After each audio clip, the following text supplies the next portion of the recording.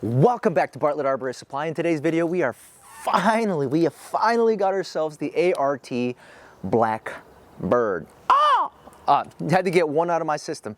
Now, the A.R.T. BlackBird, it's a mechanical device that is rated to be used in moving rope and stationary rope system. It was teased all of last year. It finally came out, finally hit the shelves. I finally was able to get my hands on one, climb with it, work with it, put it through the ringer, and in here today in this video, it's going to be my initial review, my first opinion to it. I have been using it quite a bit. Now, the A.R.T. BlackBird accepts ropes from 11.2 millimeter all the way up to 13 millimeter. Now, the thing with that, it is dependent on the cams, depending on what rope you're going to put into the device. If you're going to use an 11.2 to an 11.9, the cam that comes stock with the unit, you're good to go. Now, if you're going to use an 11.9 to a 13 mil rope, then you are going to want to switch to cam B, or the second cam that's in the box. It comes with its own little Allen key, so you don't have to look around for a tool. Easy there, on, off, very simple switch. Once you've done that, you're pretty much ready to go. However, there's some other things that I need to mention.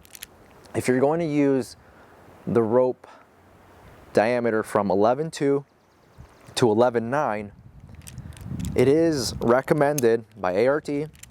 that on the, I forgot to explain this. I like to call this the hammer. Hammer time. Now, in the hammer, there is a friction setting depending on the rope you're using. So inside the hammer, you have low friction and high friction. If I'm going to use an 11.2 rope to 11.9, I'm going to want to switch this piece up here to the high friction setting. And if I'm going to use an 11.9 to a 13 mil rope, you're going to want to switch that down to low friction. Again, this is within the hammer. The hammer only activates when you're using the device in a stationary rope system, or S.R.T. And if you're going to use this system in a moving rope configuration, there is an attachment point at the top of the hammer for your returning I-splice to connect to. Now, this hammer will not activate when you're in a moving rope system because you don't need that additional friction. You do have a lever here, the beak, the lever, to brake for a descend. You also have a pulley, ease of slack tending, and you also have a little rotating swivel. The swivel, not everybody likes a swivel, but it actually made the device a little bit nicer, always positions it in the way that it should be. BlackBird, just like the other A.R.T. products, you can use right-handed or left-handed comfortably. Now, the one thing here, to open up and insert your rope, there's two actions you have to do, right? First one, or they both rely on the depressing of the primary button down here. So here, we're going to actually go to the rope, but we're going to depress, and this little lever is going to rotate out. So that is action one. Now, I can't just pop that lever or this side plate open without depressing this button again. So if I tried, I might break the unit. But here, you want the beak facing down, and you want the swivel kinked up so it's parallel with ground, right? I'm gonna depress the button, and now opens up, right? Now you can see all the internal pieces there, the cam here, and then the rotating hammer friction. Again, we're gonna close this up right there. One more time, depress, button, and slide out. So that's it. That's how you open it. It's pretty simple. Now I'm gonna walk over here, and I have Marlowe Maverick at the moment hanging here in the rope already installed. Now I found that 11.2 to 11.5 ropes, 11.7, it's fairly easier to install the rope through the path on the device. And there's a couple arrows so that you know that's where the rope must go, okay? So now if I take my Maverick, I like to give myself some slack. I always start from the top. I don't go from the bottom up. I find this way easier because I can slip the rope with downward pressure into it and then get it on through between the swivel and the pulley. So high friction, right, for this rope because it's 11.5. I'm going to adjust the cam just so it's a little bit up like that. And this is going to be a little bit harder. We might have to zoom in, but I'm going to press, and I'm going to then just try and rotate. Right, hold on. I swear this is easier. I swear. When you want to get it right, it never works. You know what I'm saying? But came in there, and I'm just gonna pull down. If this is an 11-9 rope, on this action, I have to kind of twist a little bit to pop it through. But even then, it's not difficult. And then the final step has to go between that pulley and the swivel. Now, here comes the closing, right? Take your thumb, we're gonna go in, and it's there, okay? I'm gonna take the lever, depress, and now it's locked into place, right? The button's gonna hold both of those. And now if I was going to, before I start climbing, you always wanna do a load test on the ground, right? As with anything. And right now I've applied downward pressure. So now you can see the hammer activating, and it's gonna create that bend, giving you that friction for you to, allowing you to descend more comfortably, work the tree laterally, right, in a 3-dimensional, rather than just here. Now, sit test. Before you go up, do anything, boom, that's it. You can see that hammer is slightly activating, but if I go to collapse right here, I found easier to keep my fingers, I'll do it with my left hand so you can kind of see, and I've still got kind of suspended on here. But rather than just controlling with 2 fingers, I found for myself, my style, to collapse the unit for descend, I go in as close as I can this way, and then I just pull down, and now you can see the hammer activate, and I can go down. As soon as I let up, beat comes up, and I'm sitting pretty. Ooh. Okay, so now we're actually gonna go into the tree, show you a couple little movements, and then up top, I am gonna switch over to a moving rope system so you can see how that works, how it's gonna operate. Let's do it. All right, before I go up top, I actually wanna show you something down here first. So most systems, when you're gonna go for an ascent, we typically just grab the unit and pull up. So what I'm talking about is right here in this initial step where don't attach anything. I have this habit of just pushing the device up as I get my system ready. Now, if you're feeling that it's too much drag, what I found works the best is I actually collapse, put my hand down here so I can push up, and then when I go to sit, I immediately release. So like this, and that reduces some of that extra drag that you're gonna experience here on just a little bit lift off, so you can get enough weight down low, and then you can go up, right? So that's just one thing that I found, that I was getting a little bit of drag here until I collapsed and pushed up as I went up with my ascender, and then when I went to relax, hands off, and the unit did what it was supposed to do and catch me in place, right? So let's go up top. Ready?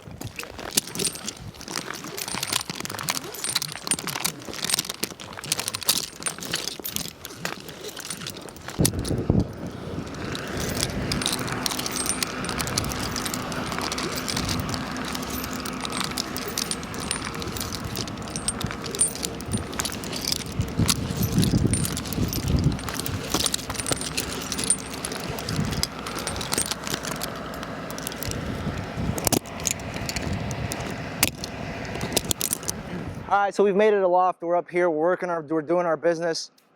As you can see, hammer is activated right now. I've got my lanyard in place onto my forwards. Now, one of the things I'm gonna do is we're gonna go through and how to set up the scam. I'm not gonna go down step by step of it, but I'll go through like what I'm gonna do or what it entails. So I've got my lanyard, I'm secure. I am gonna slack out because you do need slack in this type of in this configuration. And I'm gonna tie a half munter, right? So my gate faces out that way to my left, open, catches.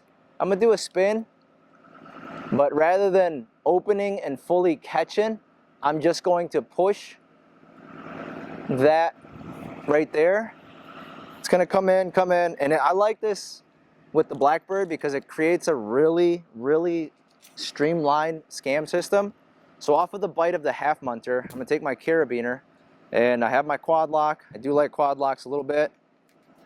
I'm gonna go in and make sure that the hammer is in the downward position or the stowed, or else they're gonna be offset and you won't be able to get your carabiner in. Now, All you're gonna do is pull on it like a standard moving rope system. So it's just gonna pull and pull, and I'm gonna pull myself in. Load test before I go ahead and disconnect. Right, so there's my load test. Goes in. And now, when would you use something like this, right? In this instance, if I knew I was gonna have somewhat of a distance to walk, like for an example, if I needed to get out to the very tips of this, now it's gonna behave like a moving rope system. And as you're seeing right here, it's actually a lot easier to collapse for a moving rope than it is on stationary rope system. Because on stationary, you have to kind of feather depending on the rope you're using. You'll have to play around, feather on what the device is gonna like, how it's gonna behave and react. With the moving rope system, it's a little bit more consistent where I can just lean my butt into it, rappel and let go, and I'm caught. But so this is the scam. So now if I needed to go out to the very tips or somewhat near the tips, so if I had to come back out this way, and right now I do have friction going through the unit, so it's not as smooth and efficient as it should be. But if I needed to go out and continue my way out this way, right, I can do so and maintain light. I'm not as heavy, so I have to bring in extra fall of this rope to make sure I can glide a little smoother. You see what I'm saying? Now, to pull myself in, once I'm done doing what I need to do, you know, pruning this out, getting rid of one little piece of dead wood that the homeowner said, hey, while you're up there, can you just get that last piece all the way at the very tip? And then the boss says, okay, yeah, go ahead and go get it. And you're just like, oh man, I was already done, but whatever. So now, pulling ourselves back in. Whatever you do, do not pull on these two legs of the bite or you will bring the scam to you. This is meant to be retrievable. So I can, again, that running lead, wherever your hitch would be, or in this case, the BlackBird, the body of the BlackBird, I'm gonna grab and I'm gonna pull myself in. And the BlackBird actually does a decent job at feeding or eating that slack. So now, I'm gonna stay on the rope, trying to maintain my weight off, and I can just walk, tend it. If you wanna do it like that, or you wanna do straight down, it's up to you, right? Now, I did mention this is retrievable, and I am gonna go into this branch union to secure myself. I'm sure that's pretty tight, but you'll get the idea of how it's retrievable. So first things first, you always want to secure yourself right before you disconnect any part of the system. I'm going to go off of forwards in the event I do tumble. And I'm going to lean out this way. I might give my back to you just so I can pull and lean against the limb so that it can stabilize me. But now once I'm done, right now I'm just going to slack out, and slack out. Once I'm done, I've reached over to a spot back like this where I'm better off on stationary rope system now for the rest of the tree. Lanyard in, and we're going to disconnect. So you don't need to touch anything on that one because odds are this is probably way up there. We're going to, from the slack that we've got here, we've gathered here, we're going to take our carabiner off. We're going to store this carabiner, and now the half munter is going to pop through there. And once I finish pulling that through, I'm doing it pretty slow so the camera can try and see what's going on. It slides and it's going to travel to wherever you are or that climber is, right? That's why you have to do a half and not the complete munter, because if I did a complete munter, that would entail pushing this through, and now it's more stationary than anything. It's not going to go anywhere. But if you leave that initial leg out, right? So I've got my munter, and you're working with the bite that pushed through the carabiner. This pulls off. When this pops out, it's going to untwirl itself. It's still through the rope, and it's just going to travel down to you, right? And with other units or other systems, it doesn't create it as streamlined, I would say. I like how this attaches for this purpose. Now we're gonna set ourselves back in. And one thing with the scam, make sure you have enough rope, okay? Don't just try and bomb out while you have a scam. technique going on, because if you do, you might not have enough rope, and it's always critical that you have that stopper knot for that type of purpose. So if, in case I forgot and I was in go mode and I was getting ready to just rappel, you know, that would not be good. But so that's stationary rope system with the BlackBird. I guess I did mention how to break it for a rappel or descend. Fingers go here for me. They do recommend that you grab the brake line, or your hand is a brake. So you can keep it just a little bit of pressure just for the initial release, and then after you can just let it glide and then let go. And if you, for whatever reason, you feel that it's instinctual with a hitch that most of the times you kind of push up, if that is a habit, then just rappel and push with your pinky up. But the system will hold you. As I come through, I'm going to go like this. I'm going to go up. I'm going to set a moving rope system so you can see the functions of it. I will drop through one little redirect to kind of just give you what I was not the biggest fan of, but because I like the unit, I will, you know, work with it. But I'm going to go back. And away we go.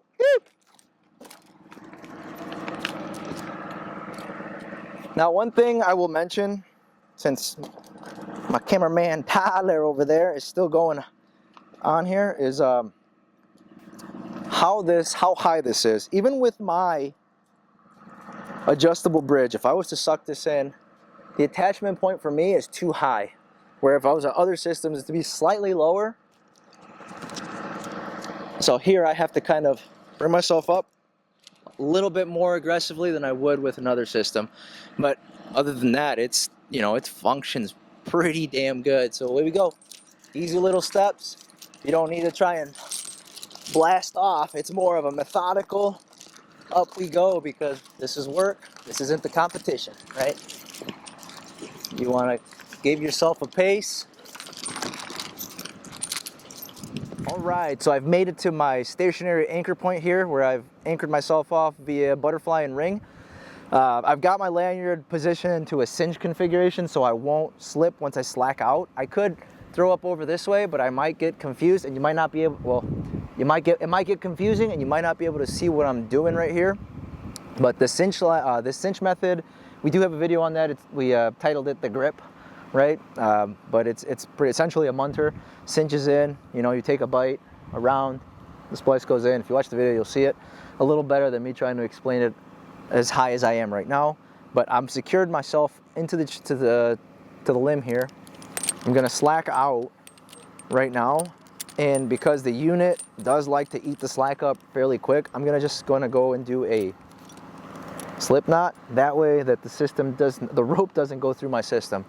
Gives me enough here so I can disconnect what I'm doing. So I'm going to loosen up my alpine.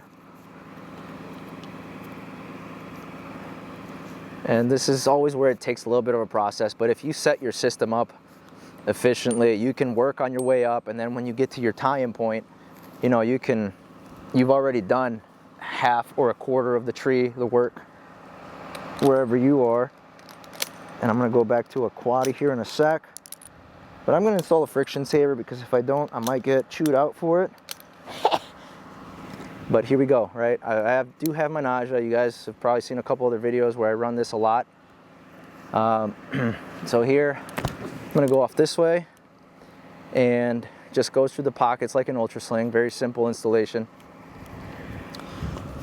My splice goes up through like this, and I'm gonna take my quad lock, open that up, stick that through. Now I can take the slip knot out, because even if I was to let this go on accident, it's gonna stop itself on the nausea there, the body of the nausea, or the nose of the nausea. So now here, I can go back. Now this is where it gets a little confusing with, or a little weird with the BlackBird, right? Is how the rope is going to sit in the device. We're gonna take the nausea, the retrieval clip. We're gonna load test our system. I'm gonna slack out slightly so I can see what's gonna happen here. And we're good, right? So now, this is where I was talking about. So the swivel is going to position this in a way where it's going to go out like this, allowing me for a right hand. If I installed the rope from left to right unorthodox, at least for the majority, then it would sit so that I'm a left-handed descending, which is probably what it's more than like, it's how I like to actually descend more with my left hand, even though I'm right-handed. But for the nausea, it's got to be set a specific way. So I just went with what the nausea instructions said, but I can still kind of operate like this, brake hand, and then this is what I was talking about. If you keep the system parallel, it looks like it's gonna rub, or it is rubbing, but I have enough space and gap, enough distance. I do have space where I can slip my hand through, and if anything, I just twist it over to the side. It's not a big deal. You know, the system is pretty smooth, where if I, oh, repel, and I let go, oh, can you see me? No, you can't. I'm gonna slide down a little bit, right about here, and the ropes still aren't crossing at the, when the body is facing me. But again, if I go like this, I separate them. If I go like this way, then I will hit them. So just be mindful of that. Other than that, dude, this unit is, it's an absolute unit, my dude. No, it's like I said, I've been liking the BlackBird a lot. A lot of single rope action that I've been working with. Moving rope system, I still throw it on for moving rope. It's great with the scam. It's easy transitions. I guess the only thing you would need to do is practice getting it on and off the rope, just so you become quick and efficient with it. And just a couple little kinks if you find some. I mean, obviously when you're doing your first initial load test on the ground to ascend and you're going to use ascenders, like I said, collapse the beak, push up as you step in with your ascender, and you don't get that same resistance as you would not doing that step or that method. Moving rope, it's more of a visual than it is functional, right? Because visually it looks like it's crossing, but it's not. Like right now, I can just like this, even like this, and I'm not crossing up top. But yeah, so let us know what you think on the BlackBird down low in the comments. Give us a like, subscribe. Let us know if you've tried it out and what your thoughts are. We will do another review later on down the road when we put more hours onto the unit. Again, this is the initial review, initial opinion of mine opinions, but let us know what you think. We'll see you on the next one.